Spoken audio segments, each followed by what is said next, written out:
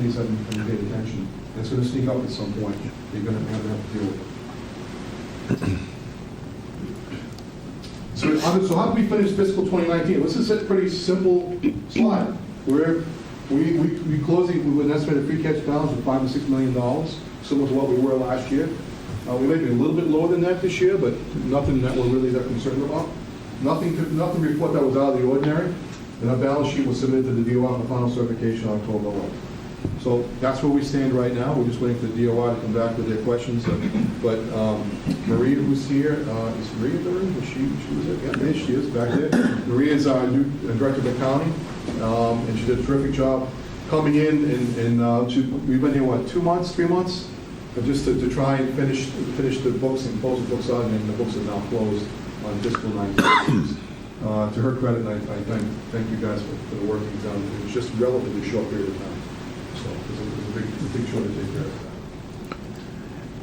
So where do we stand? How do we compare? Well, there's been a lot of talk about the fact that we, as a town, in terms of total expenses, has been, we're on the high side. But actually, the reality of what we found by doing this kind of analysis shows that we're not. We're actually, if the average expenditures in this region is $71,081,000.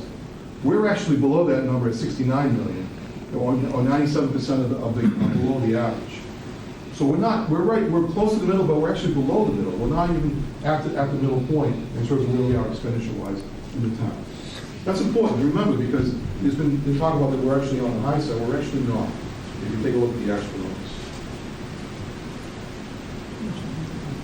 Secondly, where do we stand in terms of our single-family tax rate? Well, if you take a look at, if this is the reason why it's 2015 population, the 2020 census is about to come out this year. So that's the latest census, statewide census that we've used. We took this right off the state website, right? Yes. And so based on the 2019 single-family tax rate, we're actually, again, 93% of the average. We're below the average in that category as well.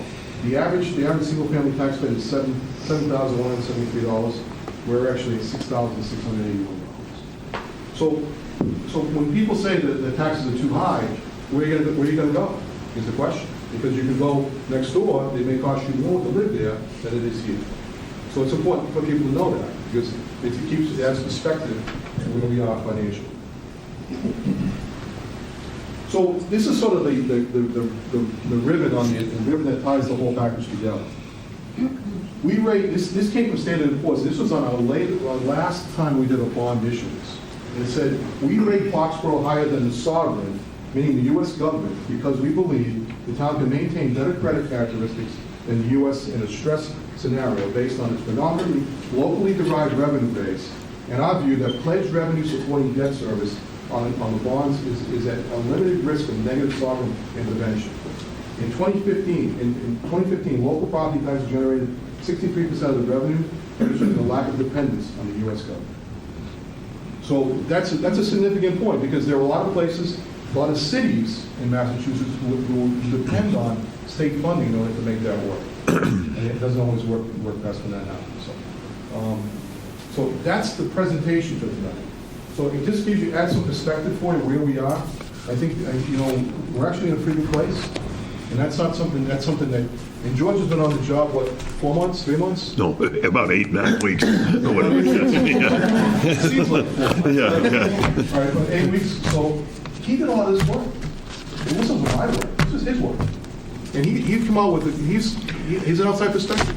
And I think what's really important is that he's able to see this and able to demonstrate to me that we're actually in a better place. It's not just me coming into this information. So I think that's important for people to know that. Do you have anything you want to say, George, just that?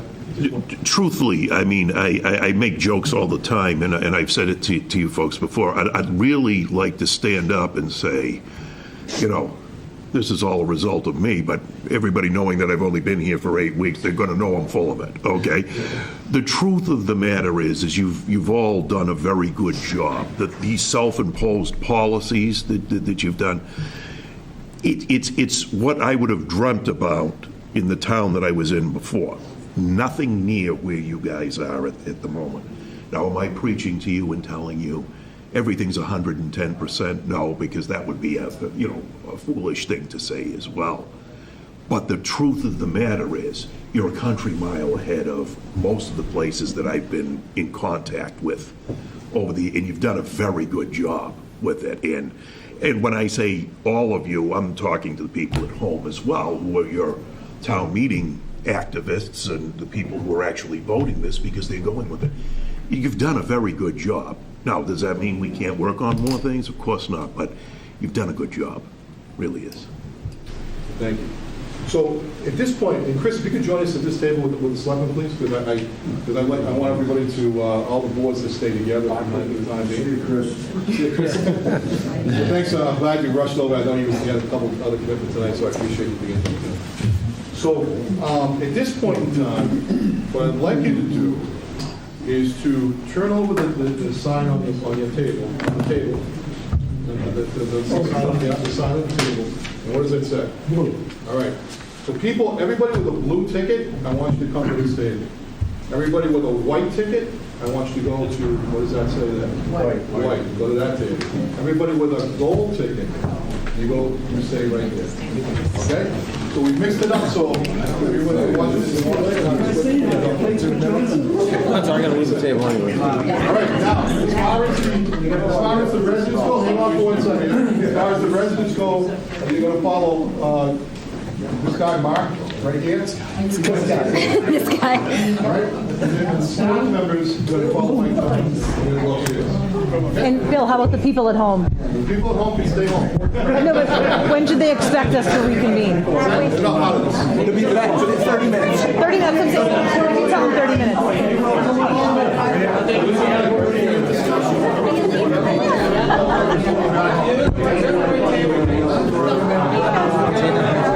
Hey, when is his evening? It'll be Anthony the racetrack. That sounds like a lot more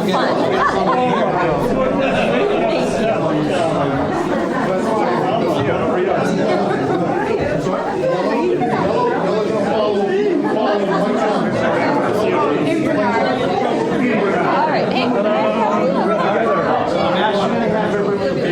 Turn around and face me over here.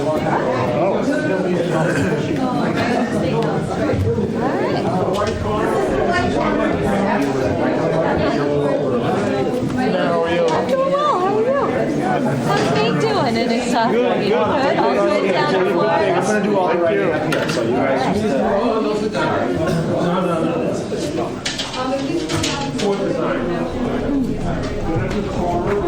All right. So this is your turn. What we're going to do is first off, make sure everybody knows what it is. Vote for me. Again, my name is Chris Gallagher, I'm in town resident. I also live in town. My kids for the last 8+ years. My kids are in schools at Diago, so I have a vested interest in this budget process, not only from the employment side, but as well. So we'll just go run down the line and just introduce who we are and what makes us. Yes, Bernard Dupont, and I'm part of the ADCOM, and I'm people from Stephanie, Summerfield, and I've been a resident for over 20 years. I'm the chair of the school committee and I'm Lane about 20 years as well. Mark Elfman, I'm chairman of the board of selectmen. I've been in town for 32 years. Live on Main Street. So I'm interested in what the programs are just because they're coming here. So we are. You were sitting at home and you were putting together your budget. I've been a resident for 21 years. I'm pretty proud of it. Stones throw on our house. All right, so this, like I said, this part of the night is yours. I'm gonna lead a little bit. I may have to pull and trot a little bit, but this is for you guys to get your thoughts out. I'm gonna take all those notes up here, kind of keep track of what you guys are saying, the ideas that are coming out, and then at the end, when we reconvene, we're gonna share those ideas with the rest of the room. So we have 2 questions that we're gonna think about and try to answer tonight. The first one is dealing with setting priorities during the budget process. So the question is, what best practices have you seen, if any, for setting budget priorities? So we're not thinking about what the priorities are, we're trying to figure out what the process is to get to setting those priorities. So think about that for a minute.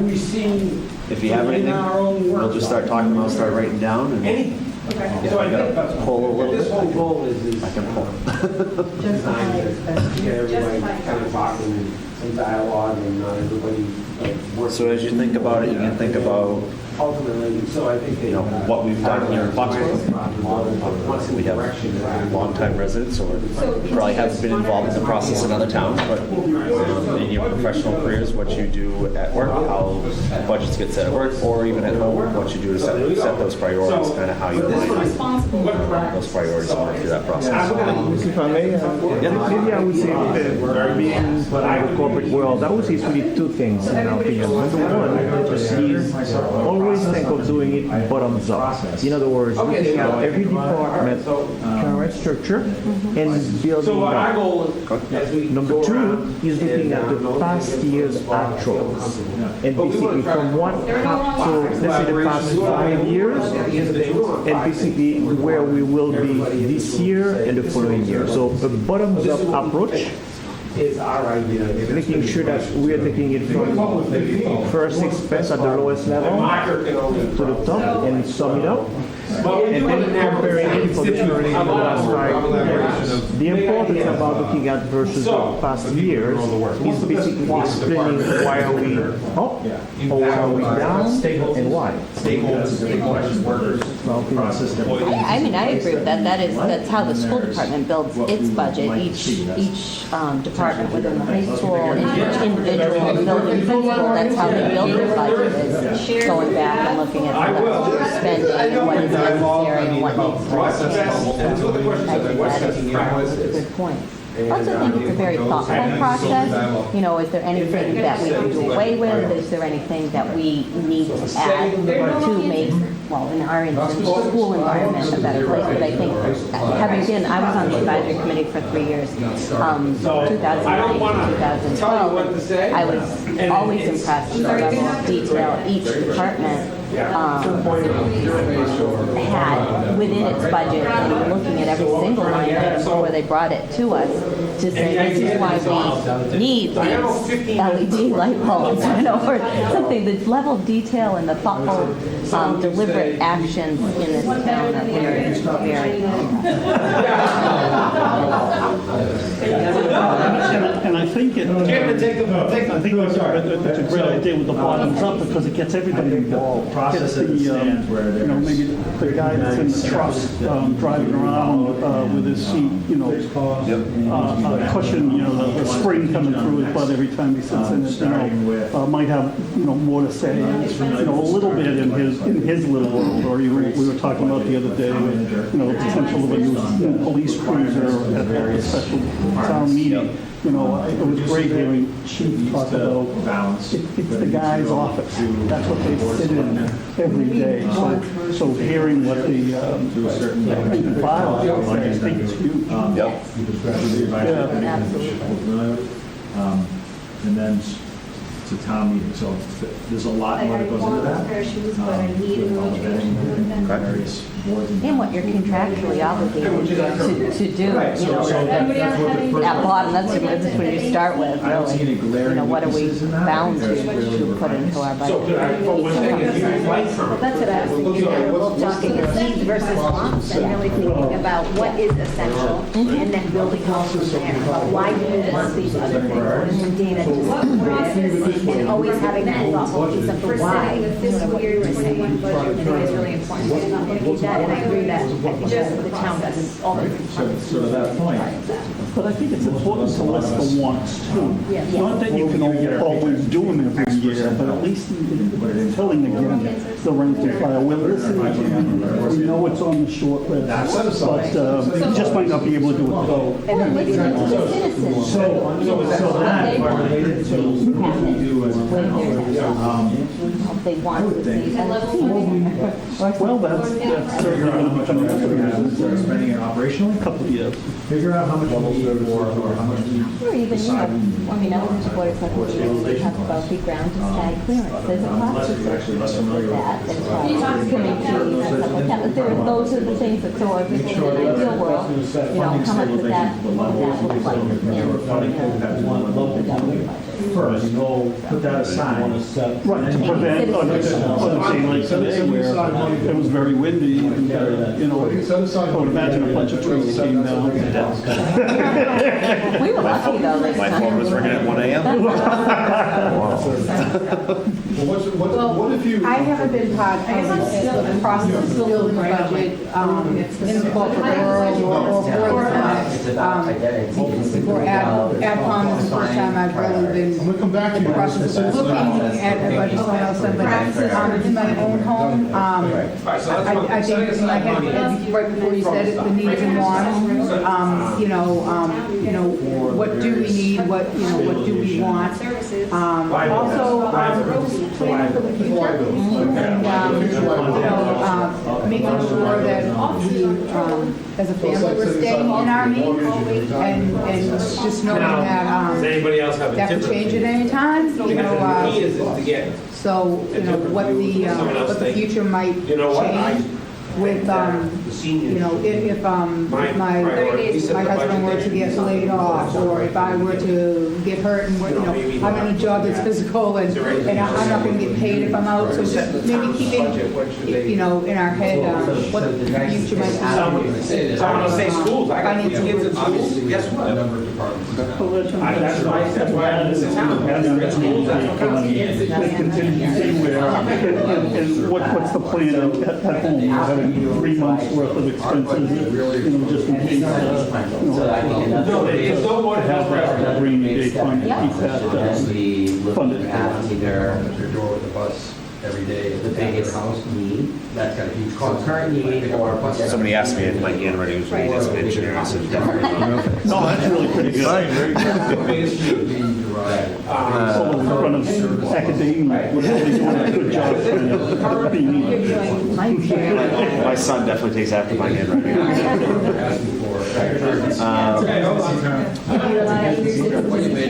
So if you may need to get like. Oh, there you go.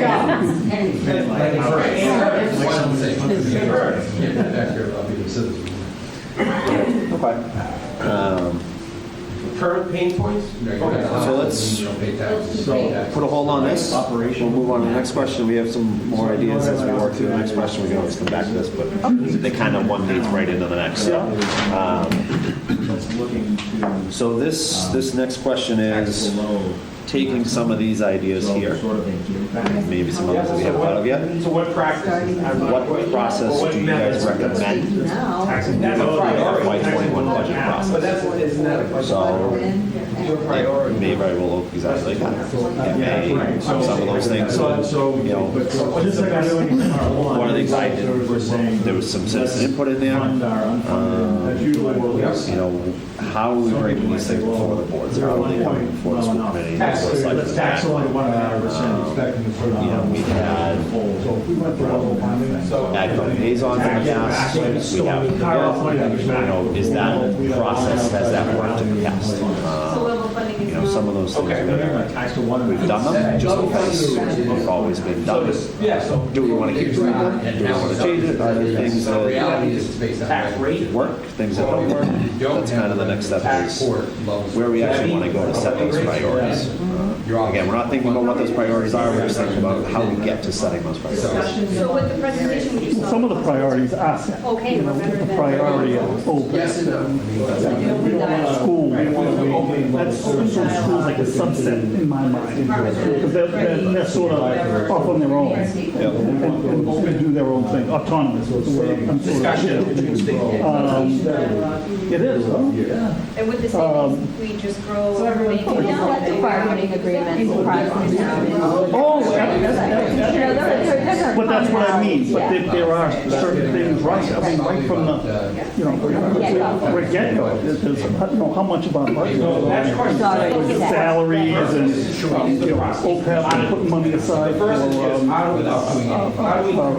debt, pay down the debt, and stuff like that. So, a chunk of it's already done. So you identify the, So this is kind of identify what's, Well, how much do you have left over is discretionary. It's really, I mean, if you can call it discretionary, because it's not really. How much is spoken? How much is not spoken? looking back and looking forward. You want to know where you are, right? The key point to the is that we want to stay utilizing as much as possible. Because when we go to the economic downturn, There was consulting. That's a big percentage of both the school and the municipal side budget.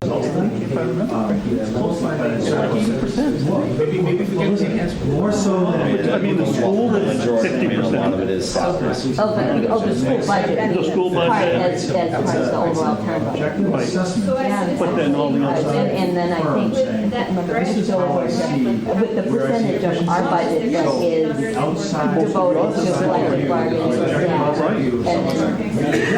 And, special ed and things that we are legally bound to provide. Other communities and also. I don't know, 80% or more than of our budget. I would say this is just from a process that I think if we are perhaps more sensitive to what triggers people's attention, he would have the case. At the end of the day, it doesn't matter how we are saying we have a strong balance sheet, doesn't matter how much we control debt. All my neighbors is their property taxes. We saw that. What am I trying to say is we all need to see that we have a standby. It's not what we want, right? But the only thing that matters is everybody is on a, let's say, fixed salary, and every year, what I have to pay in terms of either water, whatever the bill goes up. I find that there is a some of us may understand why, but let's say that you don't fix income because you're retired. The frustration for expense, we are in a very healthy town. Why do all taxes go up? Now we just on the board, 63%. That's all. I understand why we're standing on the strategy. That's it, yeah.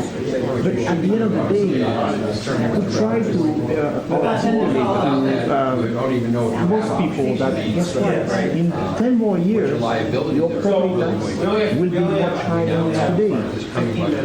And it's due to many things, right? We understand that the state we have to find all these complex ideas. What I'm trying to say is that 15 years ago, the school budget was probably 40% of the 100% expense. Today, it's probably just about the same. But yeah, probably. But if we don't think in terms of percentages, what am I trying to say? Is some other departments, percentage-wise, out of that pie, went way higher than others. So others went down. When the debt will be, let's say, paid off, right? The debt expense will be probably close to zero, but something else will be higher to make that same spend high. What I'm trying to say is that I think if we can find a formula to explain to our residents that property taxes is a focus on so many things, but at the end of the day, you will always be saving more.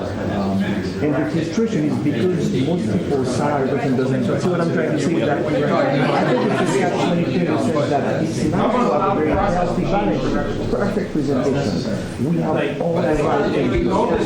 Why are we paying more taxes? Why are we paying more taxes? So I think if we can sensitize the financials to basically come down to what it's all about.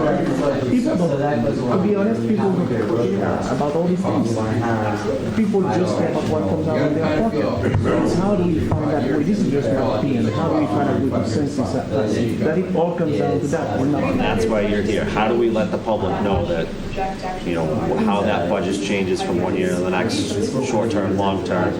How do we get that information? Because, you know, one of the things I think most of us realize is that until town meeting, you know, a lot of people aren't actually looking at the budget. We're not following the work that you guys are putting, or the meetings of the school committee, or the selectmen are, you know, we're not following along. So how do we get them engaged? And that's why some residents are upstairs to try to figure out from them how we get them engaged. From your side of the table, how do we push that information back out to them so that they know this is how we're setting our priorities, this is why we're setting our priorities the way we are. That's one of the biggest things is to get that information out. There are similar to our community report that we put out for the school. There is a similar report that comes from the town. But is it like an infographic that's just so that people would actually want to? Yeah, no, I mean, this presentation tonight is close to us to see summary of the town's financial situation, but the town report is that is a dense document. I was thinking though, when you were talking, Bernard, that I agree with you.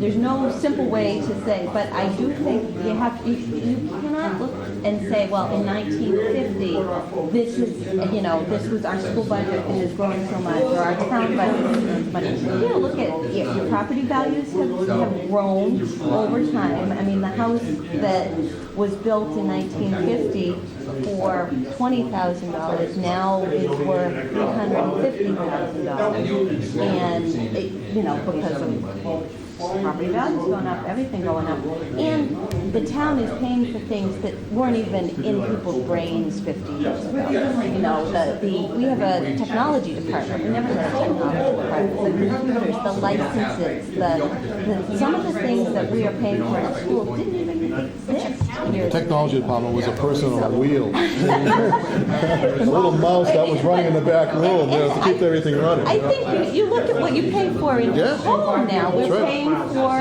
internet. We're paying for cable. We're paying for phones and cell phones and technology that didn't. My parents, didn't pay for. I didn't have. We didn't have these things. Laptop computers. It's just there are some society is just. I guess it's more expensive. It costs more on the small scale, so it costs more on the large scale. So how do we best determine what's the most important things to put out there? What's the best process for that? So, I don't know. I'm asking you because it can vary from place to place. I call it the wealth. Most people who move to Foxborough at a certain age, it's because of our kids. Right? So this investment in human capital is what creates a wealth ethic. It costs, unfortunately, is less understood over time because at the end people make X, and because of this wealth effect, yes, our home values go up, but we have to now finance the boat. Right. How do you keep financing it with that wealth effect?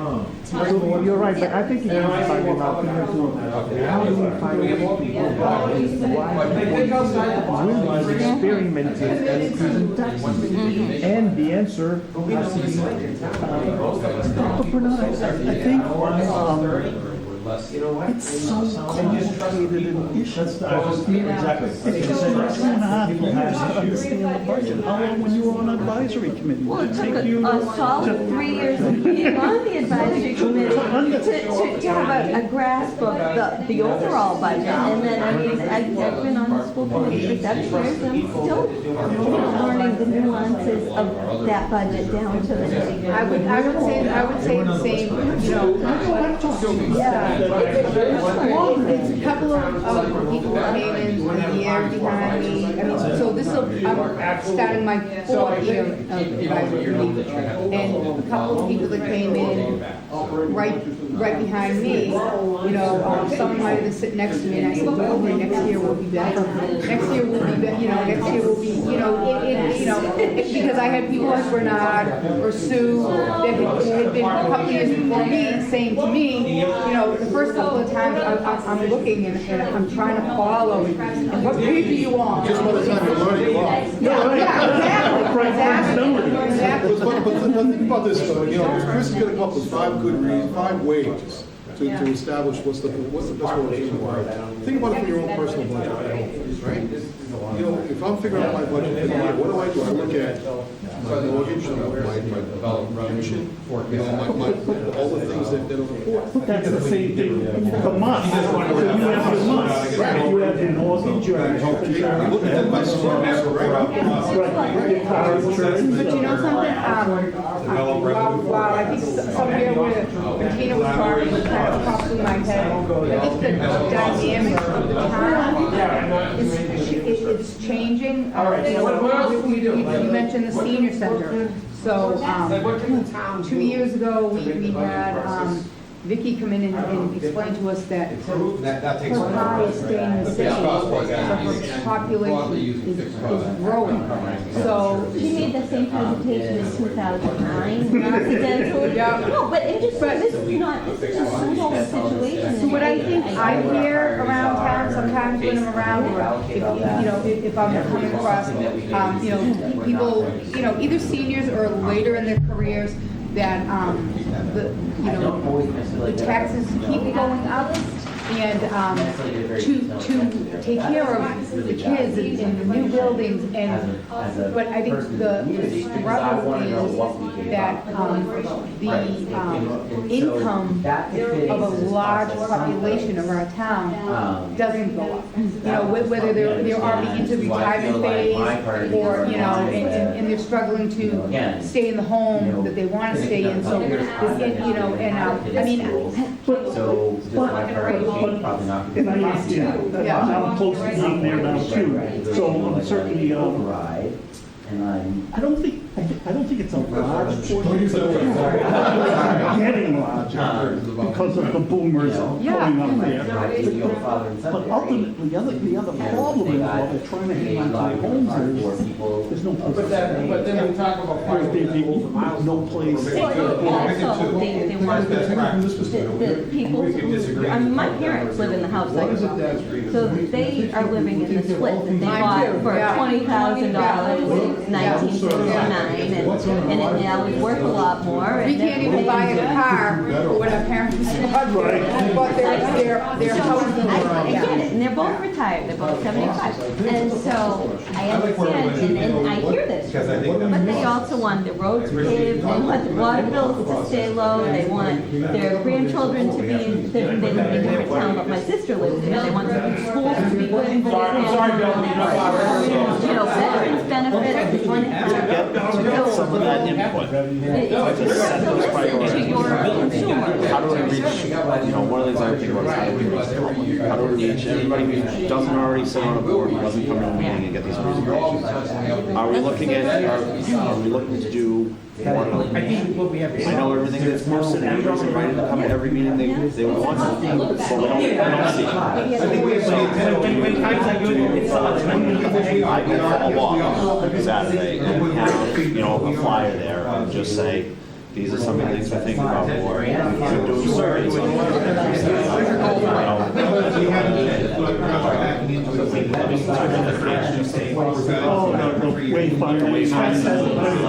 The traffic. She tell us that she had like 600 people respond or something? We did, we had wayfinding, then we did the traffic calming, the traffic around the road. So are those things that we need? So that's, we gotta kind of, what I'm trying to pull up is a couple of those, more of those ideas. We gotta identify the musts before we move on to what the additional, a summary of the financial, in case of the town report. I think we should summarize that, some of today's presentation. And again, that may be, that's printed out and That's a readable, available. yeah. Sort of one page. Yeah. Instead of, you know, I mean, some of you can come up here and grab a town report, but you're looking through and looking through. And I think that maybe highlighting, like you said, a summary or highlighting what you think people want to know and what they should have. So, I mean, I know, you know, when we set what roads we're gonna be paving and working on the farm, we have our pavement management report. We also work from the bottom up, the guys that are filling potholes, you know, every week. You know, I asked them, what roads are you guys doing? So it's all of that.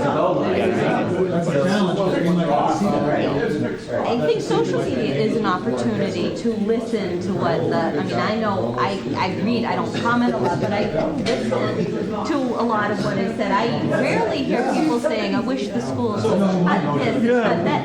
People only want more, but they don't want to pay for it. That's, I mean, this is the problem. We have a disconnect. People, you know, don't want to give in any of these. You know, and I don't mean to sound cynical, because I'm not. No, but sometimes truth comes first, right? I mean, it is what it is. In addition to this point, and I just got, the reason I joined basically outcome. And we're glad that you did. Thank you for one reason. Because it's a hard job, and it's very important to have citizens like yourself. I'm sorry, I didn't mean to interrupt you. In my mind, the government, local was getting too big. I could not understand why a town of 17,000 people had a budget, and that was a few years back. So again, very much like many, even at our country level, every time we hear the word government, especially people like myself who walk into, let's say, the corporate world, private, everything is efficient. So I had in my mind that it's too much without even understanding it. So by joining, I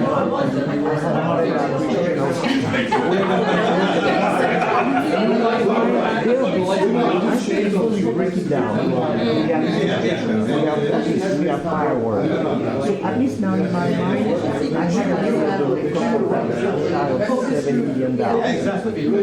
What I was wrestling not every year is why is it going on that much. But now I understand better. Exactly. That was part of that process. And I think many people is like, oh, pay more taxes for government. What is that government? Well, That too? it's the sensibility of understanding the relationship. All right, Bill, on your top five. Come on, we don't want this to fail there. No, you get one more. You're gonna think another one. I don't think it's just a summary of the Bernard's point is a summary of all the services and all the methods that we have, that we come with. Did we have that? That's collaboration. That's the collaboration. You know, so if you pay for $100 in taxes, you know, 50 of that is going to schools, and $10 is going to veterans, and $10 is going to, you know, or make it $1,000. Break it down by percentages. So if the average tax bill in Foxborough is $6,693 according to the graphic, of that.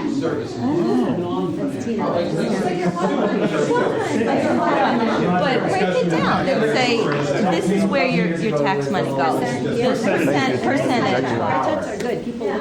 You know, when we were having this conversation, you were on the board of selectmen, I think, when we were having this conversation a few years back about whether to tax the 2.5 or 2.25. Oh, yeah, that was my first. And we were, you know, here was, we were trying to come up with where that $500 $500,000.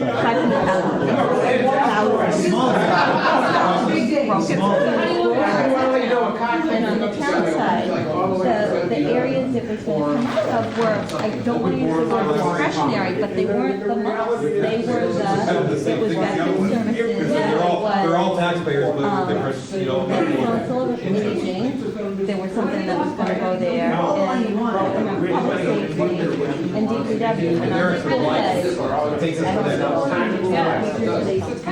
at that point, so. That was all the kindergarten at the time, too. Yeah, it was all the kindergarten. It was all the kindergarten reduction. But it was, that was, but these are things that affect the people, and at the end of the day, like, well, we don't want to take that stuff away from our citizens, So, you know.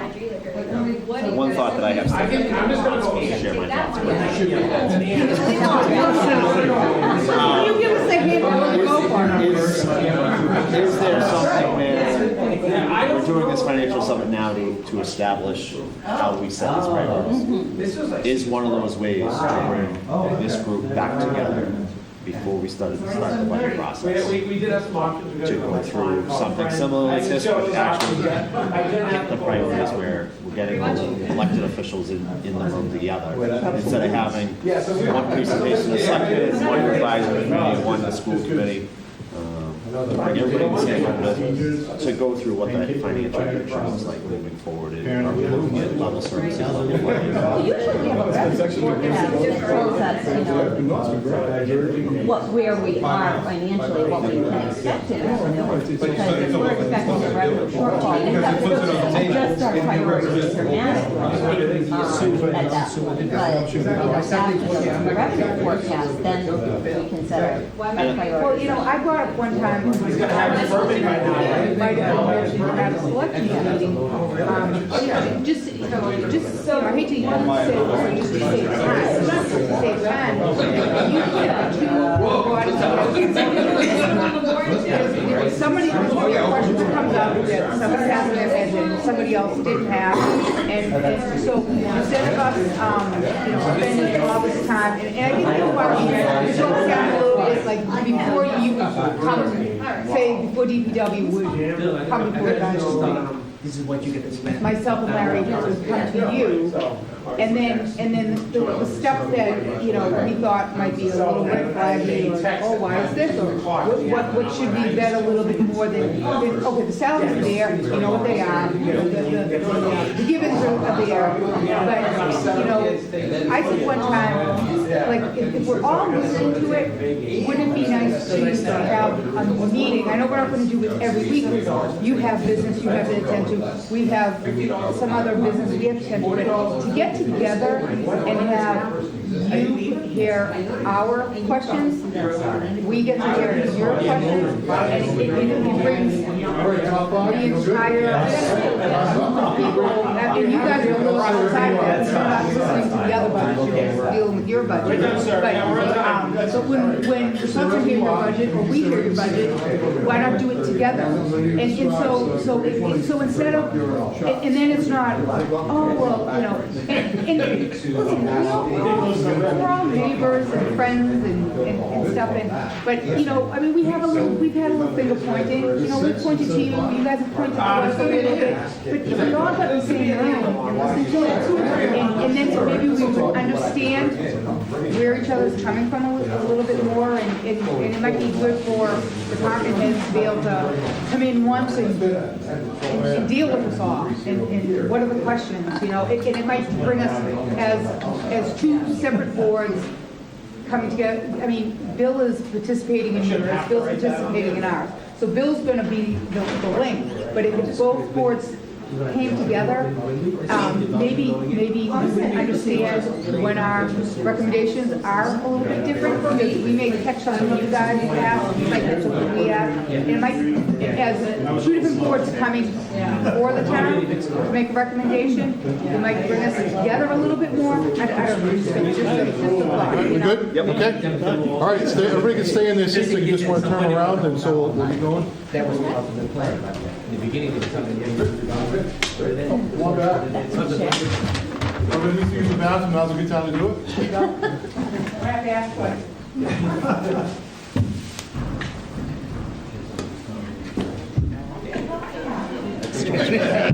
My sentiment was, thank you. What was the one a few years ago? I think on very good way, was on the side of the tower that the one section was going to assume the cost. That was like, that's the one. Can you raise that?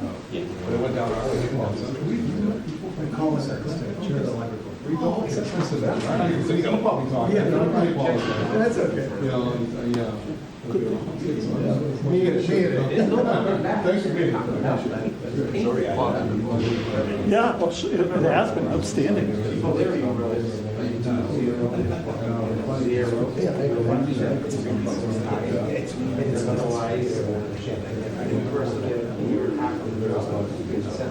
Must be a delay. I'm sitting there saying, "What the hell they-" That one doesn't have a delay. That one doesn't have a second delay.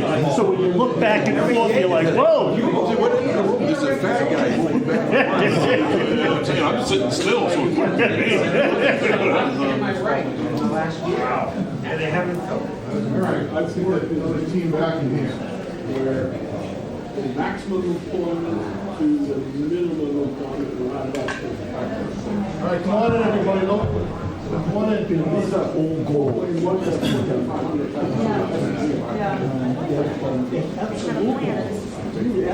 Yeah, I mean,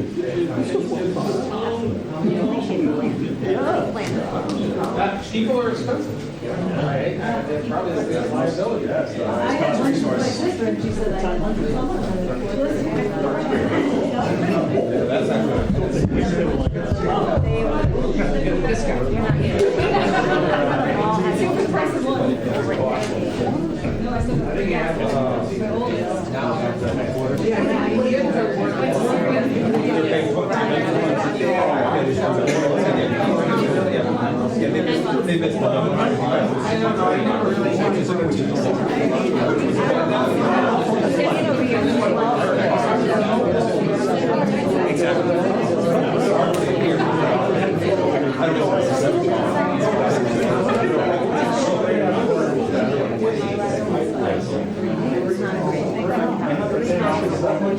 Okay, we can demonstrate back in the room. All right. So let's see how we did. All right, I don't.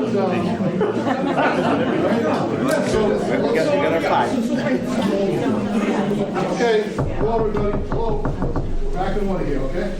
So let's see how we did. All right. Remember, there's no wrong answer. There's no right answer. This is just what we think is the best process. Okay? So I'm going to start. Will we stable? Yeah. If you want to write, I'll let Ally's group lead off the discussion. So, what best practices have you seen under a budget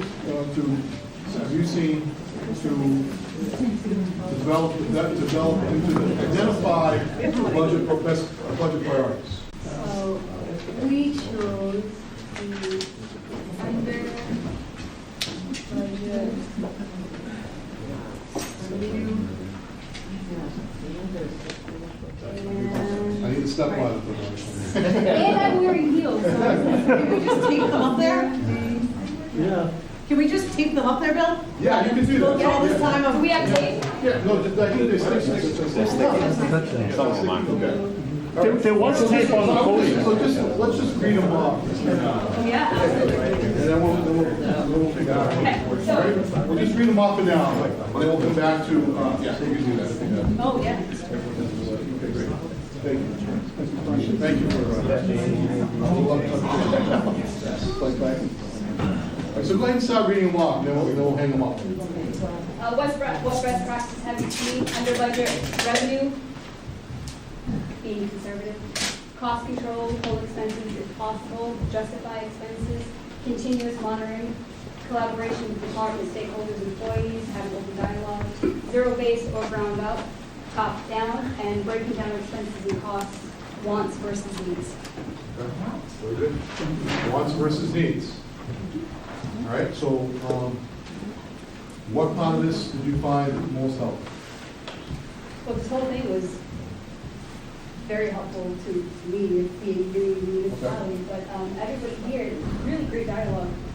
Zero base or ground up and under budget review of revenue was really the hot item that we spoke about, and everybody seemed to be in agreement. Under budget review. Bill, do you want to explain that? No, but revenue, under budget Revenue. revenue, so conservative. Yeah, being conservative. Oh. We can't run, I should be a doctor. All right, let's take this group back in. All right, so question, So, Bill, did we have the same question? You have the same question. We have the same question. This group, that group, and this group had all So the this same is our question. question one, just to go over it. What best practices have you seen, if any, for setting budget priorities? And this team put together, I know it's supposed to be 5, but we're going to just put an and in there from what we said. But number 1 was setting aside money from the start of the budget process for liabilities for the future. Setting that right from the beginning, that process. Current pain points, addressing those. Pain points could be anything in the community. It could be an expense coming that you know you're going to have to deal with and acknowledging it. 3 was the tax levy rate, looking at that. And then open discussion with all the stakeholders who are actually formulating the budgets. And then looking forward at your budget and looking back. Learning from the past, predicting the future and seeing where you are. And, because this isn't really a 6, and maybe getting an outside view of budget operation from the departments.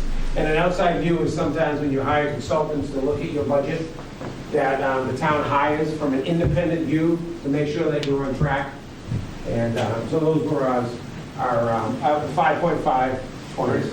Should I go for number 2 now? You go for, well, yeah, let's go for, we didn't do number 2 yet. No, we didn't. All right, so let's do this one, let's do 1 first, we'll come back to number 2. Chris? All right, so same question. First thought was do a bottom-up analysis and a bottom-up priority setting. Same thing over here, right? Same thing over here. Yeah. Okay. Look at the actual spending for the previous 5 years. Figure out where you can take from, where you need to add. Get the rank and file involved. So make sure that you're getting all of the employees involved when you're setting those priorities.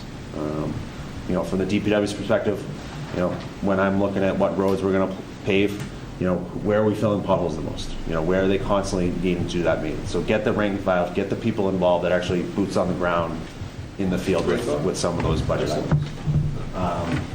Identify the needs versus wants. Similar over here.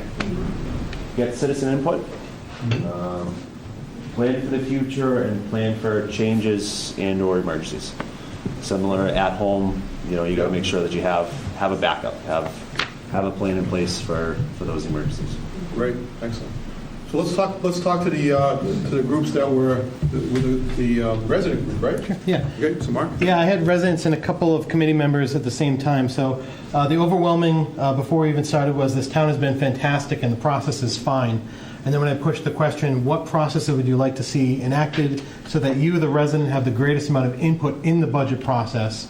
Number 1, know long before town meeting. Know the budget long before town meeting. 2, more discussion at selectmen's meetings. 3, think of ways to reach out to disengaged members of the community, which includes a budget summary in layman's terms, either that or a municipal finance 101 for people who might not be as engaged. And then the 4th would put real people on CIP committee. Okay, very good. Okay. All right, so we had, the last group was Sorry. So we actually had a lot of committee board and commission members and department head employees. So the ones that were residents also, I sent some of them down because he had the larger room. So he had a little bit of a mix. But so my group talked about the first question for us was, what process would you like to see enacted so that you have the greatest amount of input in the budget process?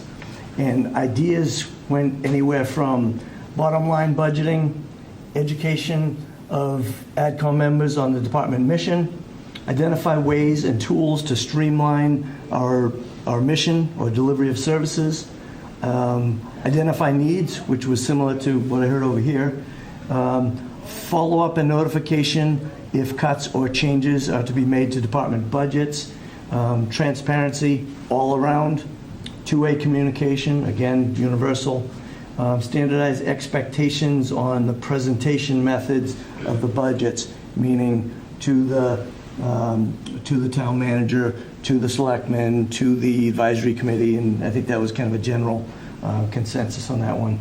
And more presentation time, again, at the different times when departments present their budget, they want more time to be able to present and explain and defend their budget.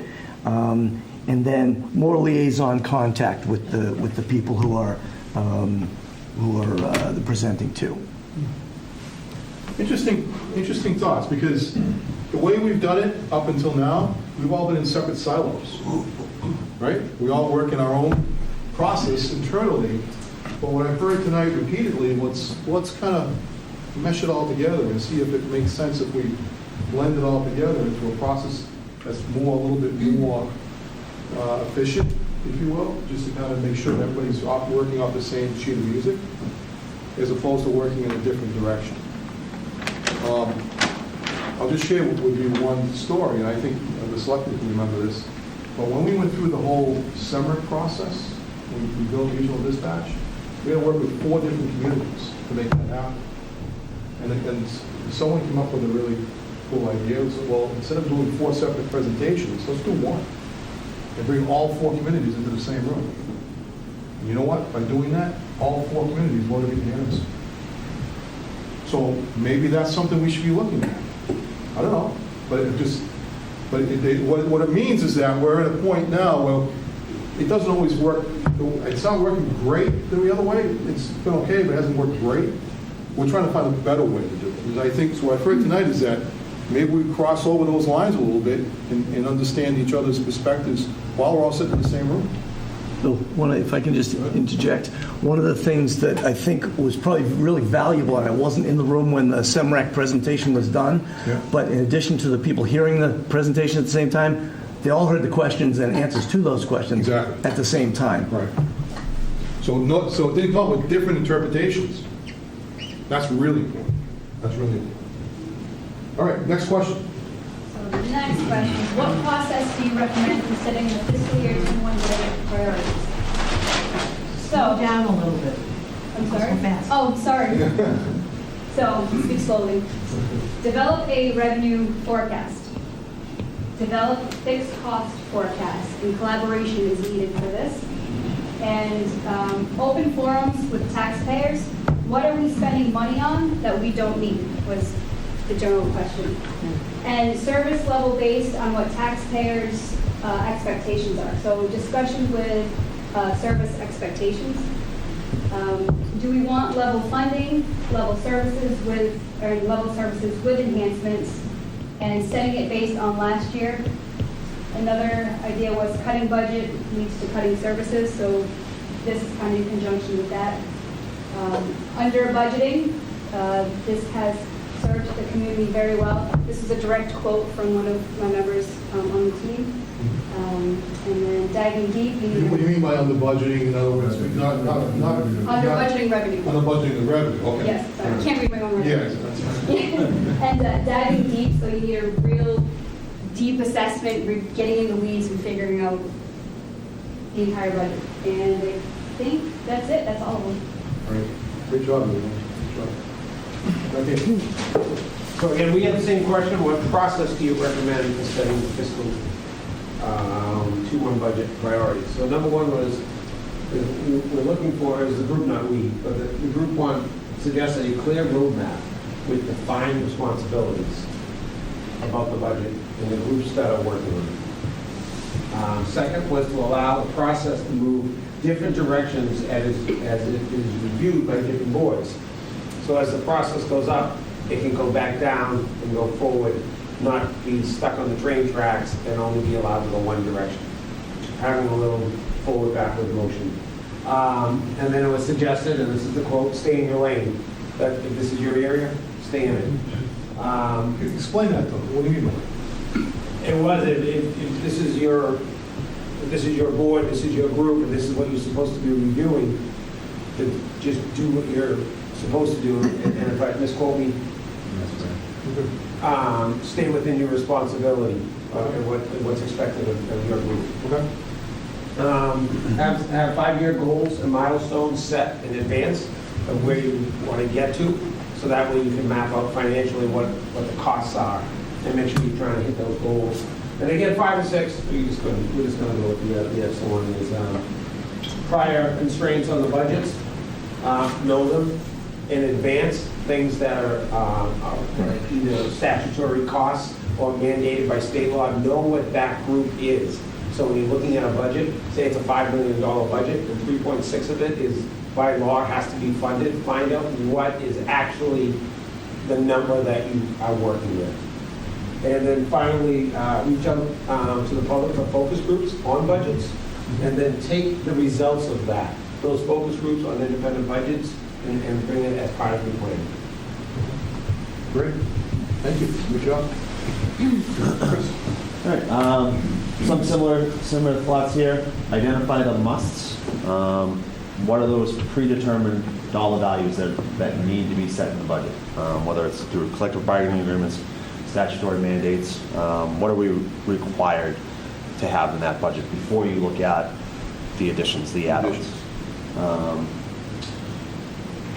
Put together a summary of all the town services. We have a very comprehensive town report, but summarize it so that it's easier to see what, I think the question, it was give a breakdown of what percentage of every dollar goes to what department and covers what expense in the town.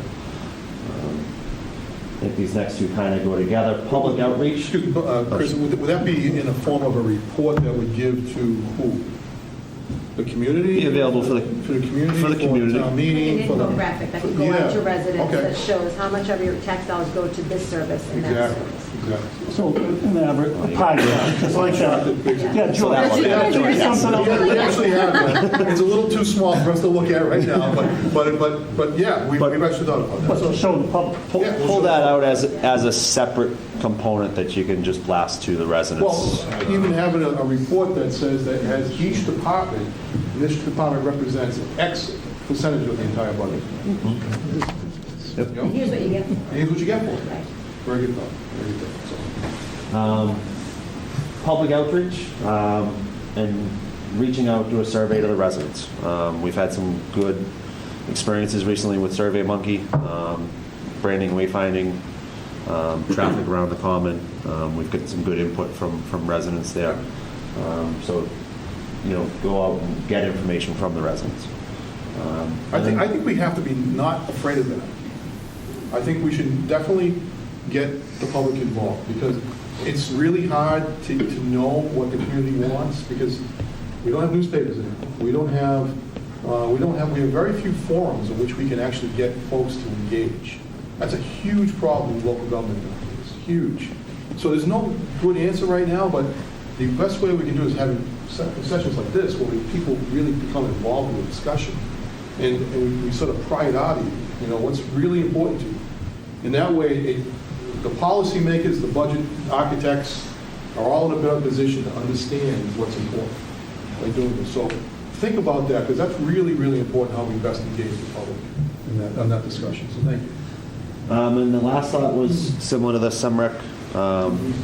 Get everybody in the room at the same time, so that open dialogue that can be had between the different boards and committees that are working through the budget process. Okay. So we better get the high school ready, right? That's good. Okay, Mark? So for the residents, the next question was, what best practices have you seen, if any, for setting budget priorities? So we had seeing a print off of the bonds to have a clear look at future needs, small and large. 2, setting up enterprise accounts to lessen the need to prioritize in the future. 3 was resounding early. And the first time typical citizen is engaged rather than just through the representative selectman advisory is actually they're engaged at town meeting is the first time that they're engaged. And the last, the group was a little split on this, is reaching out to disengaged members of the community. Great. Thank you. Mike? And so my group had the same second question, and I will say that in this room, I think there are very few people who are trained in finance and especially in municipal budgets. So these questions are tough, and I've heard a lot of great ideas come up. And so while some of the things that came up in my group weren't direct answers to these questions, they were all great ideas. So let me just read them off. Having a master supply inventory of both consumables as well as equipment. And this was answered from a very small scale way, like the little yellow stick-on pads, pencils and pens, notepads, because a lot of times it's ordered at the department level. So there's talk about, having an inventory so that there aren't little pockets of it. A guidebook developed for both department heads, employees, and boards, committees, and commissions to familiarize them with the budget process. A salary reserve for retirement and termination payouts, which that got a resounding. People thought that was a good idea. Departments getting surprised when they have a large payout from a 30-year employee that they didn't know was retiring that year. And then stay within budget and explain any special needs that come up along the way. Great job, everyone. This is really extraordinarily helpful to us. So what we're going to do now, I told you I'd get you out of here by 10, by 8 o'clock, and I'm going to stick to that number. So what I want you to do, we're going to consolidate this information and then sort of list it out. And I'm going to hand back you a summary of the key points that we collected here tonight. And we're going to give you that back to you, each of the major policy boards, and say, okay, tell us what your priorities are for the next year. Use this process. There's multiple processes here. But think about what we've done, and then let's set the budget priorities for next year. And then we'll meet back in this room in about 30 days, and we'll talk about those and see what we come up with. Because it'll be interesting to see where we go with that.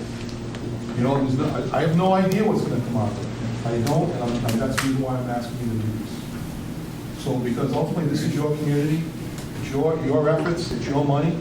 Let's know how we're going to spend it, and we're going to spend it wisely.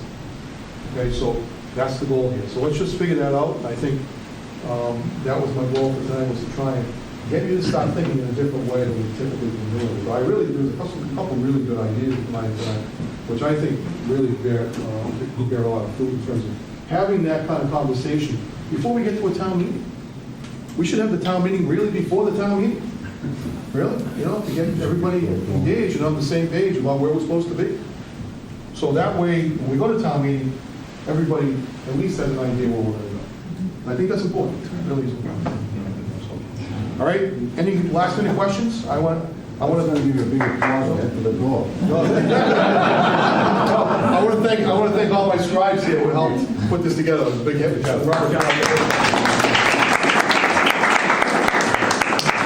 And thank you to all of you for being here tonight. I really appreciate your time. We just have a small exit interview that we want to ask you, just 2 small questions. And if you found this helpful, and I'm going to take attendance that this is not going to be a secret ballot.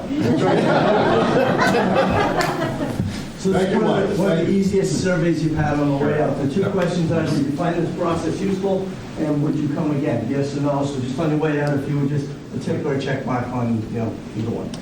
All right. Good job. Thank you very much. Appreciate it. Thank you all.